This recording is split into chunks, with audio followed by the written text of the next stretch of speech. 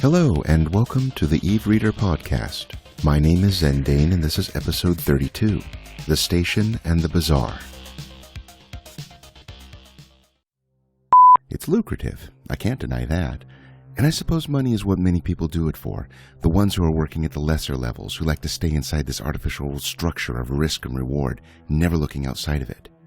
I'm sorry, I'm forgetting myself. I don't know who you are. With any luck, we're related, either through our genes or through a shared purpose. But either way, I'm going to speak to you as if you were at one and the same time immensely talented and utterly undisciplined with your powers of persuasion, like a 5-year-old with a gun. It feels like most of my tribe has put down roots and started weaving our history in with the Republic, but I have not, and I am not going to betray the purpose of the Thucker's endless journey by sharing this information with those cowed, freedomless, worried little settlers. I'm going to assume you're a traveler, like me. I'm going to take it as a given that you know how to make your living out in deep space, and by that, I'm also assuming that you know how to barter with others, because the only ones who create everything they need are farmers. I hadn't even planned to record this. You know how it goes. You're trading with people from strange places. You pick up something that might be interesting, such as a bespoke implant that once injected into your throat, and that was no goddamn picnic, let me tell you. Once injected, it picks up your vibrations of your vocal cords and transmits them to a small interpreting module nearby. And even though you start using it for business, like telling your automated warehouse supply system to start selling off certain goods at discount the very second somebody drunkenly brags about the shipment of the same they're expecting at any moment, well, you know how it is. You start to tinker. You teach it to recognize more than just the simple commands it started out with. It's not that you don't have other things to do. Well, believe me, if your inventory grows to the size of mine, you'll never lack for numbers to tweak. But you see, with all the people you meet during every day and night, you're putting on some act, some costume, some learned set of behaviors aimed at extracting the maximum or whatever you want from them at the minimum payable price. You'll talk to thousands, memorize everything there is to know about them, the names of their families and loved ones, their home cities, their accomplishments and their ailments, whatever makes them feel like they're connecting with you. And you'll be so alone that eventually you start talking silently to a machine as if it were a person. And you find yourself thoroughly unable to shut up if the last couple minutes are anything to go by. So, first things first, remember who you are and remember why you're doing this. And no, it's not for the money. We are travelers and explorers. We are the ones who are always moving, always encountering the strange and new, always uncomfortable with those who prefer to tie us down. Doesn't matter whether it's by force, by law, or by the lure that tomorrow being the exact same as today. We live on the outskirts, and our morals are shaped by the necessity to make difficult decisions with no guidance but our own instinct. Not that the money isn't bad too, you understand. I started my trade working only with other Thuckers. Although our group would regularly encounter people from other factions, either because we traveled into their part of space or because we simply bumped to them along the way to somewhere else, neither I nor anyone else at my level was ever allowed to see any of them. Our leaders would do the wholesale bartering, then funnel the income down to us at a much higher price, and leave us to smear whatever tiny percentage onto the goods that we could muster while selling them to the general population on board our cluster of vessels. It was years before I was allowed to deal with the outsiders, and even then I was under strict supervision. I began only as a silent partner, an assistant who'd look up information on our storage and finances, help drive the price down by looking for faults in the proffered merchandise or its dubious origins, or just act my part in whatever two-person play we'd put on once we'd gotten a good read on the seller's inner character. To this day, I can wordlessly express several dozen degrees of dismay, a fair few ways of being concerned without causing offense, and at least one or two ways of being satisfied with the outcome. Curiosity nearly overcame me on several occasions, either because the merchandise was so strange and new to me, or because I simply could not figure out why the sellers had been here in this place at this time to offer their wares to us. It's been the reason for my success and the bane of my existence. I construct stories for these people. Whatever I learn of them, I'll fill in the blanks until I've mapped out their entire lives and careers in my own head. I make very sure I never reveal these fantasies of mine. The only sin worse than forgetting a customer's life is to openly mistake it for someone else's. But they've helped me tie together innumerable details about all the people I've dealt with, and in doing so, retain those details. It's memory palaces. No implants, no access to off-site databanks, nothing mechanical that can break or delay or stiffen up my manner. When I see someone, and while I'm warming up to them in my opening patter, I take a quick mental walk through a construct of my own imagination, whose primary features are the details of their lives and whose connecting walkways and supporting walls are the fictions I've constructed to bridge them. That's all selling is, seeing patterns and acting on them.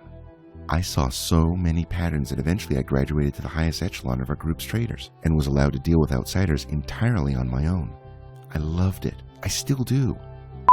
One of the unwritten rules in training yourself to see patterns is that you can't ever allow yourself to stop. If you find yourself in a closed system with no fresh input, you either have to settle for having these detection talents stiffen and rust, or, far worse, expending them on the endless variants of the same old routine.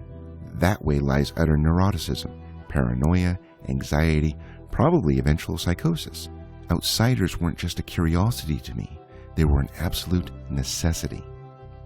When the tribe began its discussion on whether or not to settle, long before we were even extended the invitation by the Republic, it didn't take a whole lot of pattern recognition to see that we would splinter and I would be in the minority.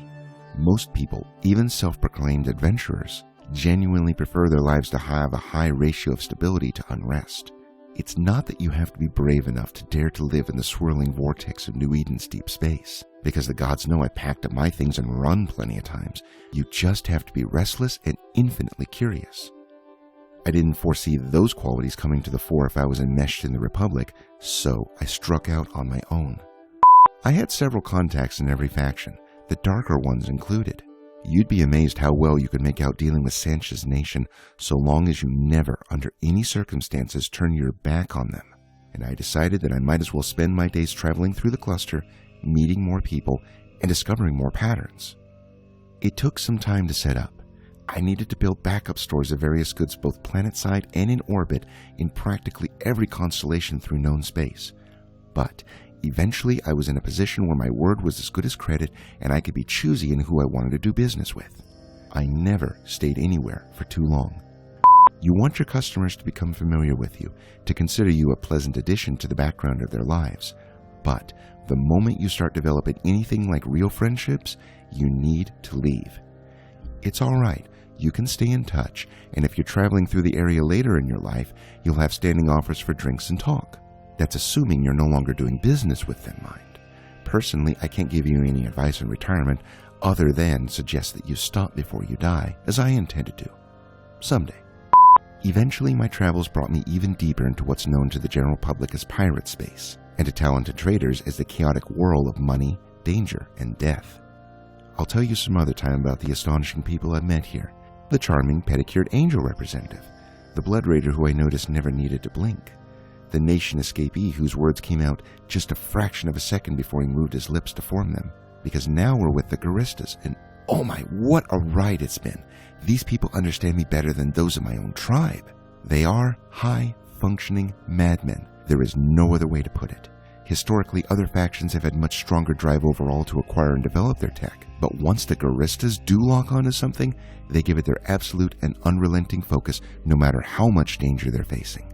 Anyone who wants to restrict these abilities, even if they appear to be offering safety and comfort in their stead, is not on your side. That is why you can't trust the four empires, not even the Republic.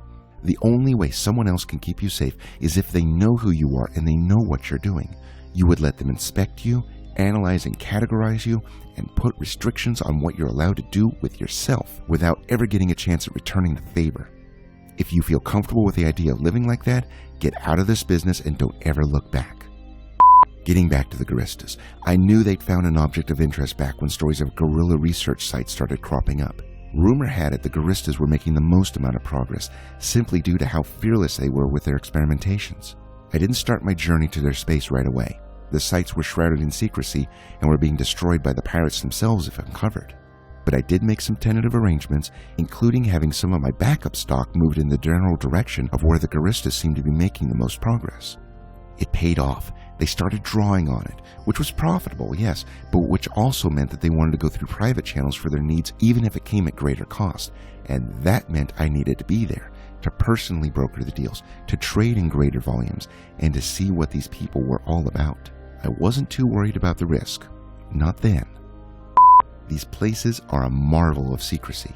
The Giristas have multiple installations spread out across not just their own region, but those of other factions, where their people have taken over or simply bought out the existing owners. I hadn't made my home in any particular one of them, and instead travel frequently between those whose administrators I trust a sliver more than the rest. I hired locals to take care of moving inventory, scrutinized by machinery of course, because it'd be an insult to a Gista if you simply gave him the keys to your house. And I'd spend my time taking in new sights, getting to grips with each new place I'd find, watching the people I'd meet and the people they surrounded themselves with. A real thucker understands that being at a standstill amounts to little more than waiting for trouble. No, it's more than that. It's not just your own motion, it's that of everything around you. You've got to be sensitive to fluctuations, not just in prices, but also in mood, atmosphere, odd situations, like when someone's probably about not to just refuse your offer, but also pull a weapon. You've got to see, if not their precise intentions, then the frame their actions are creating, the ghostly silhouettes of what they might do, and the effect it would have on you. Also, speaking of inspecting others, I was quite serious about memorizing everyone's origins. Be able to recall a person's name and at least one big and one small city on their planet of origin. Not their current home planet or the station or whatever they sleep in the present, but where they came from, what pulls at them. Your own origins won't be important to anyone else, so keep them important to you. It'll be something to hold on to when your identity starts slipping away, and it'll keep you from making stupid mistakes like losing out on profits and sales, or staying anywhere too long when it's gotten too risky for any of the myriad of reasons that eventually crop up. Develop quirks that are only an act, and don't let them turn into habits. People will expect them, little things that they think they can use to nail you down as a particular type of person, preferably one they can look down on ever so slightly. If you do this right, they will overestimate your obstinate, haggling nature while underestimating your planning and resourcefulness. If you do it wrong, it won't just put people off, it'll give them something too memorable, a corridor in their own memory palace that leads to you, everything they recall about you, your accent and looks and all the other little details you should be desperately trying to hide in plain sight. They should always be looking for your wares. They should never be looking for you. There is a brisk trade going on here. I've seen implants in secure containers changing hands between people whose pupils contract and expand like heartbeats. I've seen secured transmissions of brand new blueprints for vessels that are not ever going to be flown by Empire officers. There have even been hulls of components that I'm damn sure will be used to build something meant to go much, much faster than a spaceship. They're hungry. The Gistas have always been that way, but now there's something more. I've begun seeing it everywhere I look. They may be running these installations like black market trade hubs, but these were labs before they were bazaars, and there are parts that are still completely closed off to me and anyone else. Which should be fine. It should be fine. A little mystery helps. It brings in visitors waiting to browse the more murderous of our tools on offer. If you're allowed to be here at all, selling your things, it means you're personally trusted, not just in accepting orders and delivering on them, but in being around the Gistas and around new and sometimes astoundingly illegal pieces of technology. It may be scraps from the table, but that's how it always is for peddlers and salesmen, and these are some very juicy scraps.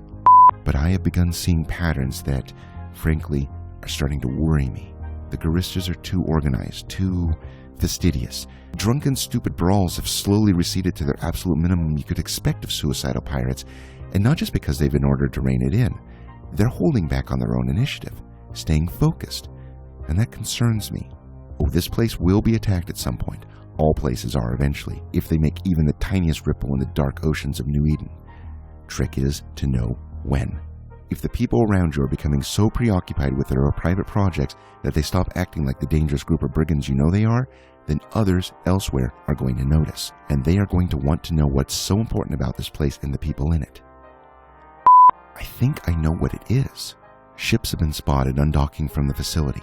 Ships going very fast indeed, but not capsuleer vessels, just small ones like the tiny little training craft the Gistas use for their dogfight training.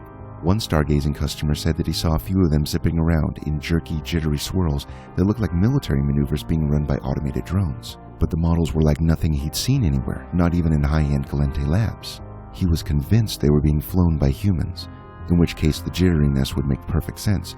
You'd expect an experimental vessel to handle a little rough on its first few tests. I told him I agreed with him, and I did. I think they were being flown by something human, but I watch too. I see patterns, and I recently acquired a holovid, which I'm going to destroy soon enough, showing a little over 90 seconds of these craft in motion. They certainly seem entirely fearless in Gista fashion. Completely unfettered, which I adore, getting very close to each other, zooming around, firing. I don't care what they are in the end, but I've watched the video over 100 times, and I know without a shadow of a doubt that they are using live ammo in close combat exercises, which means two things. First, the Gista's entrance exam clearly has gotten even harsher than it used to be. And second, there's a change coming, and when you're in the midst of change, you'd be amazed at how many enemies you suddenly have. I don't know if these craft will affect anything in and of themselves. They're just different. That's what a pattern is, something that sticks out, a signal in the noise. And this fitful dogfighting, helmed by Gistas who walk around with a frightening purpose, on this station that they let us use for black market trading while they do their research, as if the only purpose for having us here was to obscure what they're really up to, it's doing something to us, calling us. I want to be a part of what's going on here, and I want it to be a part of me. And that is why I'm leaving. Living here has been dangerous, a word that means fun, but also means goddamn dangerous, and I could have long ago left for the safe pastures of the empires.